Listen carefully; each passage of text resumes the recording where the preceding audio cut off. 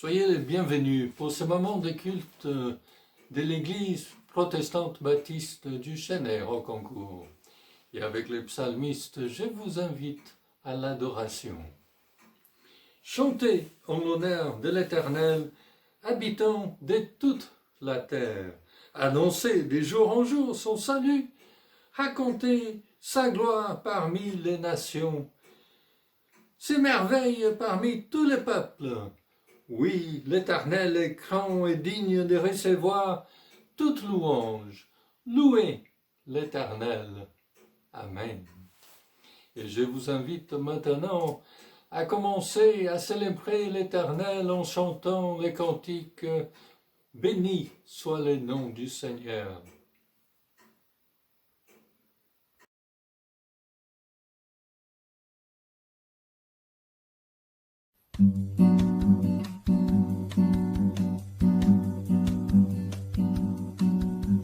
Béni soit le nom du Seigneur, béni soit le nom du Seigneur, béni soit le nom du Seigneur, le Très-Haut.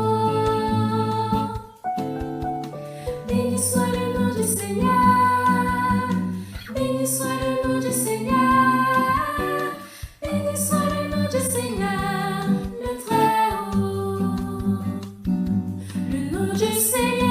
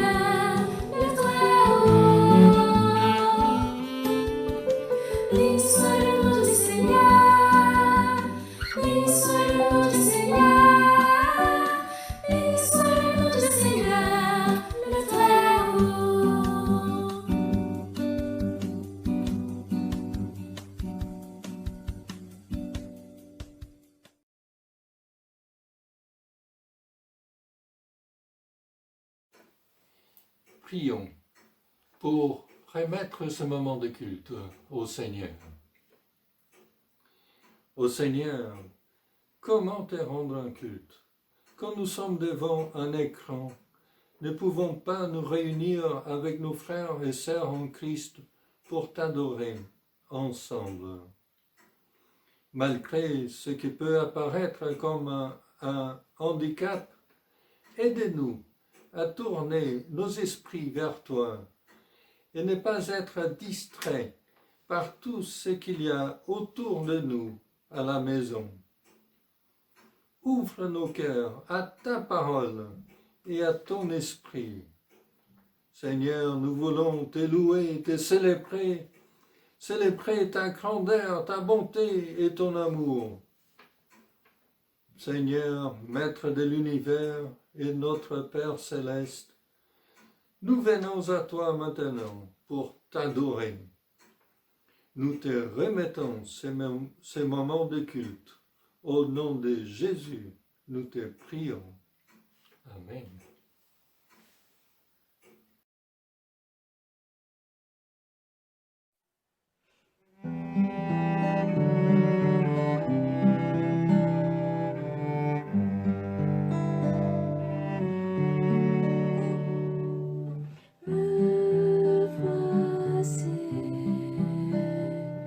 Confondu par ta majesté, couvert de ta grâce illimitée. Me voici,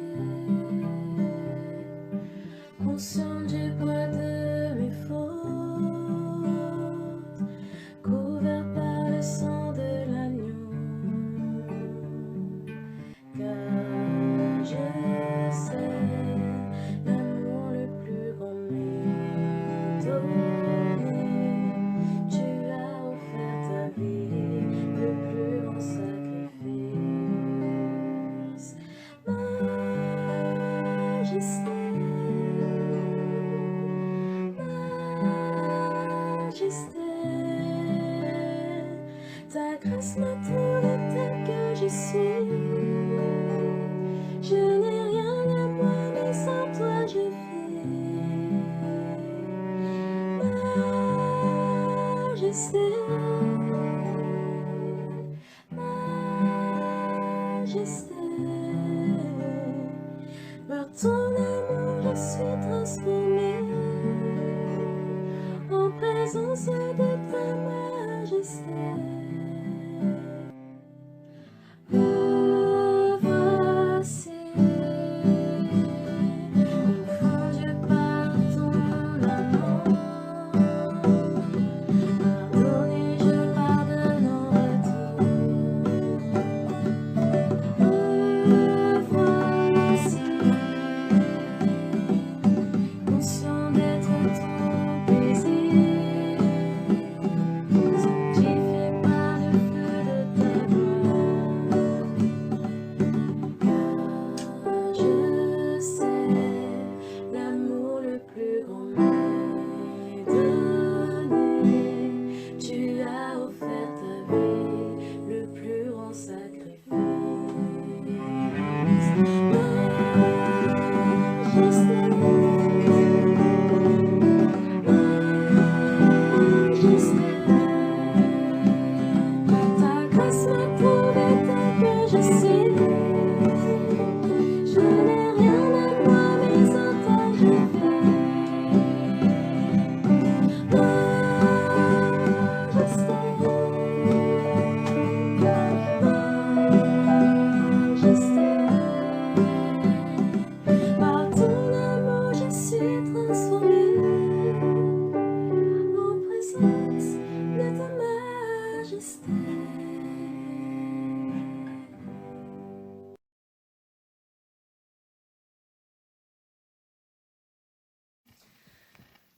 Le bonheur du juste. Louez l'Éternel. Heureux l'homme qui craint l'Éternel, qui trouve un grand plaisir à ses commandements. Sa descendance sera puissante sur la terre. La génération des hommes droits sera bien bénie. Le bien-être et la richesse sont dans sa maison, et sa justice subsiste toujours. La lumière s'élève dans les ténèbres pour les hommes droits, pour celui qui fait preuve de grâce, de compassion et de justice. Il est bon que l'homme fasse grâce et qu'il prête, qu'il règle ses affaires conformément au droit, car il ne sera jamais ébranlé. On se souviendra toujours du juste. Il ne redoute pas les mauvaises nouvelles. Son cœur est ferme, plein de confiance dans l'Éternel. Son cœur est affermi, il n'éprouve aucune crainte, au point qu'il regarde ses adversaires en face. Il distribue ses bienfaits, il donne aux pauvres, sa justice subsiste à toujours. Il relève la tête avec gloire. Le méchant le voit et s'irrite. Il grince les dents et perd courage. Les désirs des méchants sont réduits à néant. Ce psaume que nous venons de lire nous parle du bonheur du juste. Celui ou celle qui connaît l'Éternel, qui a un sens de révérence envers le Seigneur, qui aime Dieu, trouve un grand plaisir à ses commandements. Autrement dit, les commandements représentent les voies de l'Éternel et les voies de Dieu sont des voies de justice. Alors une telle personne reçoit la lumière de Dieu. Et cette lumière de Dieu va remplir la personne d'amour, de compassion, de justice et de générosité. Alors, son cœur est ferme, plein de confiance dans l'Éternel. Son cœur est affermi, il n'éprouve aucune crainte. Alors, n'aie pas peur, le Seigneur est là. Amen.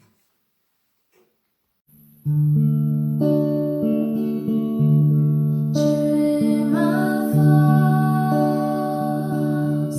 incomparable, incomparable. Tu viens à moi.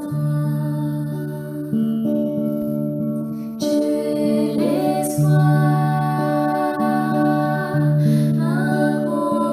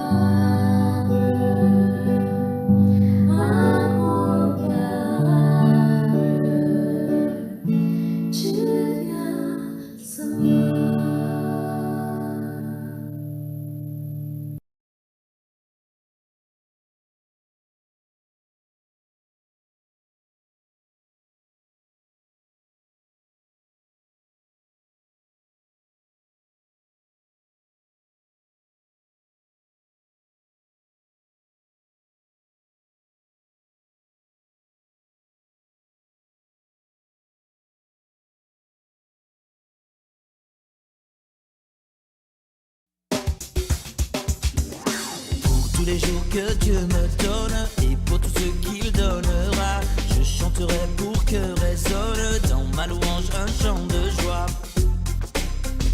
Pour la vie, pour la beauté de ce que Dieu a fait, tant de vérité, et pour m'avoir pardonné.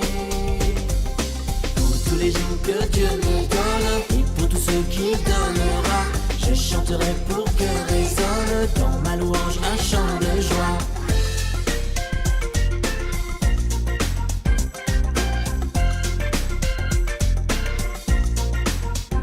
Qui pourrait imaginer un tel amour? Je sais que je ne pourrais jamais l'égaler.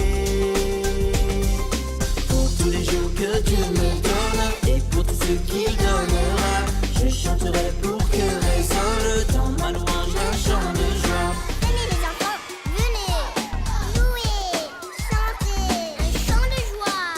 Je chanterai, alléluia. Venez, louez le Seigneur, jamais l'égaler, un chant de joie. I'm gonna praise you, Lord, I'll praise you. I'm gonna praise you all my days. I'm gonna praise you, Lord, I'll praise you. I'm gonna praise you all my days. Pour tous les jours que Dieu me donne et pour tous ceux qu'il donnera, je chanterai pour que résonne dans ma louange un chant de joie. Louez le Seigneur.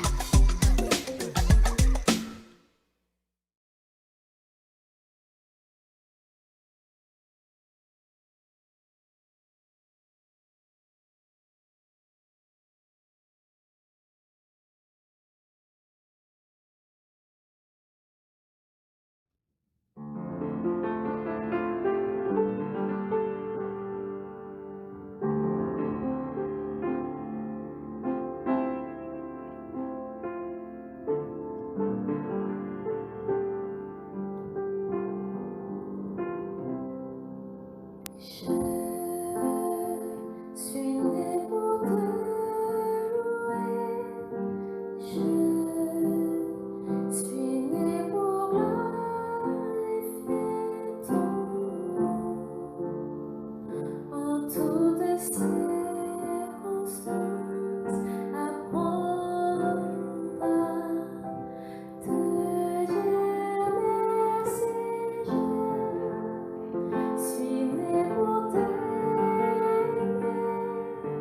Je suis né pour t'adorer, mon Dieu. Obéir à ta voix. Je suis fait pour toi. Je suis né pour te louer. Je suis né pour glorifier ton nom. En toutes circonstances, apprendre à te dire merci. Je suis né pour t'aimer. Je suis né pour t'adorer, mon Dieu. Obéir à ta voix. Je suis fait pour toi.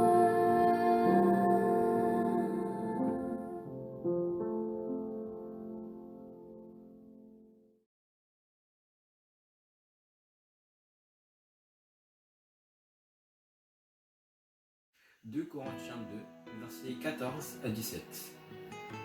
Mais loué soit Dieu, car il nous entraîne sans cesse dans le cortège de la victoire du Christ. Par nous, il fait connaître le Christ en tout lieu, comme un parfum dont l'odeur se répand partout. Nous sommes en effet comme un parfum à l'odeur agréable offert par le Christ à Dieu. Nous sommes pour ceux qui sont sur la voie du salut et pour ceux qui se perdent. Pour les uns, c'est une odeur de mort qui mène à la mort. Pour les autres, c'est une odeur de vie qui mène à la vie. Qui donc est qualifié pour une telle mission? Nous ne sommes pas comme tant d'autres qui se livrent au trafic de la parole de Dieu, au contraire, parce que c'était Dieu qui nous a envoyés. Nous parlons avec sincérité en sa présence, en communion avec le Christ.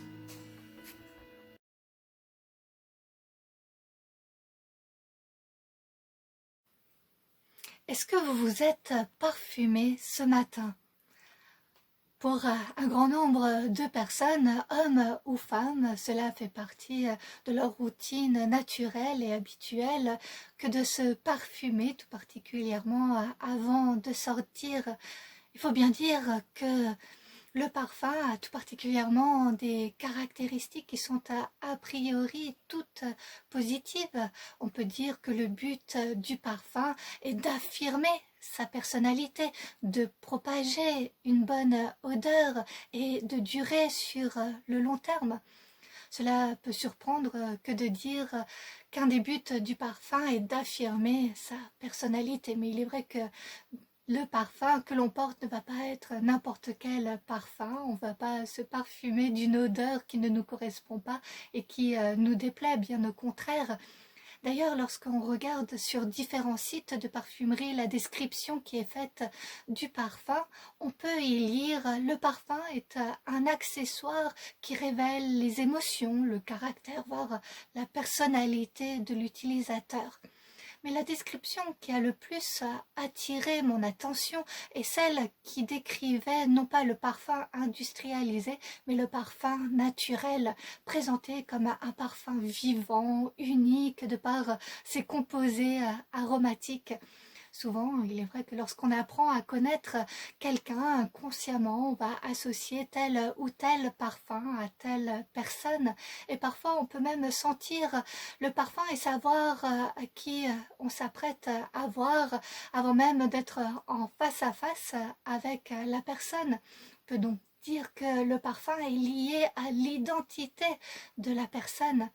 Même si cela peut sembler un peu bizarre au premier abord, on peut également appliquer tous ces aspects que je viens de mentionner au domaine spirituel. Et c'est ce que fait l'apôtre Paul d'ailleurs. Le parfum de Christ est lui aussi vivant, il est unique avec un grand nombre de saveurs. On pourrait même d'ailleurs les qualifier de fruités. Et est-ce qu'on ne parle pas même du fruit de l'esprit? Et un fruit, ça sent bon. D'après ce que nous en dit l'apôtre Paul, on peut penser que le fruit de l'esprit apporte une senteur de fraîcheur et de vie par ses arômes qui sont la joie, l'amour, la paix, la patience, la bonté, la bienveillance, la foi, la douceur, la maîtrise de soi. Et lorsqu'on regarde au passage biblique de ce matin, on voit que le parfum de Christ, c'est aussi l'arôme, l'agréable arôme de la connaissance de Christ, composé de la parole de Dieu, de son message d'amour, de son pardon, de ses enseignements qui s'imprègnent en nous. Mais plus encore, le parfum de la connaissance de Christ que nous portons sur nous est le doux parfum de la relation personnelle que nous avons avec Jésus-Christ et qui a une valeur extraordinaire. Par lui, il y a l'affirmation de notre personnalité au travers de notre identité que nous découvrons en Jésus-Christ. Je pense que c'est pour cela que dans le passage de Jean au chapitre 12, le verset 3, on voit Marie qui prend un demi-litre d'un parfum de nard pur, très cher, et qui va en verser sur les pieds de Jésus et lui essuyer les pieds avec ses cheveux. La maison est alors remplie de l'odeur du parfum. Cela a dû lui coûter toutes ses économies. Lorsqu'on pense qu'aujourd'hui un flacon de 100 millilitres peut coûter plus de 100 €, et il paraît même que les parfums haut de gamme peuvent eux coûter plus de 1000 € pour tout simplement 28 millilitres. Mais par ce cadeau des plus exceptionnels, c'était pour Marie un moyen de montrer que Christ est semblable à ce parfum pur de grande valeur et à la merveilleuse senteur. Au travers de ce parfum, il y a la déclaration de beaucoup aimer. Et connaître Christ, c'est tout simplement cela, c'est aimer. C'est réaliser qu'être en la présence de Christ est ce qu'il y a de plus précieux, de plus pur, de plus sacré, de béni. Lorsqu'on est imprégné du parfum de Christ, les gens qui nous croisent le ressentent. Ils sentent les arômes fruités du fruit de l'esprit qui est en nous. Cela peut interpeller certains qui vont alors se demander mais quel est ce parfum si bon et si agréable qui émane de cette personne? Et nous pouvons espérer que cela leur permettra de pouvoir devenir à leur tour porteurs du doux parfum de la connaissance de Christ. Car ce parfum a pour but d'être porté de tous, mais tous ne choisiront pas de recevoir et de porter le parfum de Christ, le parfum de vie qui donne la vie. Au début de ce message, je disais que le parfum a des caractéristiques qui sont toutes a priori positives, mais c'est bien a priori. Le parfum n'est pas obligatoirement une bonne odeur et parfois nous nous éloignons des personnes qui exhalent un parfum qui nous déplaît ou qui ont une odeur nauséabonde. L'apôtre Paul parle aussi de cet aspect dans le domaine spirituel. Il y a aussi un parfum de mort qui donne la mort. C'est le parfum porté par ceux qui rejettent la connaissance de Christ et rejettent toute relation personnelle avec Christ. Au travers des paroles de l'apôtre Paul, la question se pose à nous. Quel parfum voulons-nous porter ? Bien sûr, en tant que chrétien, la réponse va de soi. C'est un parfum de vie qui donne la vie que nous voulons porter. Mais comme nous avons pu le remarquer dans notre quotidien, au bout d'un moment, le parfum qu'on porte va s'estomper, s'en va. Alors il faut s'en vaporiser à nouveau pour que la bonne odeur perdure. Spirituellement, il en va de même. Parfois, le parfum de Christ que nous portons s'estompe. Et d'autres parfums tels que l'amertume, la colère, la jalousie, etc. peuvent apparaître. Et il est alors important de chercher à porter à nouveau le parfum du Christ et à en être imprégné pour avoir un impact positif sur le long terme. Par les derniers versets du passage biblique de ce matin, l'apôtre Paul nous confronte aussi avec une autre question. Qui est porteur du parfum de Christ et est qualifié pour cette mission de propager sur la durée cette bonne odeur de Christ? Et la réponse est tous ceux qui prennent l'engagement de transmettre la parole de Dieu avec pureté, parlant de la parole de la part de Dieu en Christ et devant Dieu, pour reprendre les paroles de Paul au verset 17.